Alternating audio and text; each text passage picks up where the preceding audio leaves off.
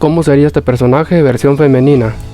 Empezamos dándole forma al rostro, dividiendo los ojos y la boca. Dibujamos las líneas guías para el cuerpo.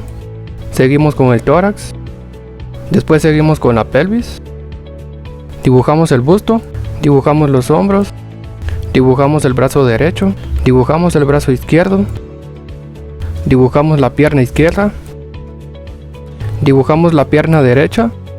Dibujamos el pie. Dibujamos el otro pie. Dejamos solo nuestro boceto. Realizamos nuestra figura en limpio. Dibujamos los últimos detalles. Coméntame qué te pareció.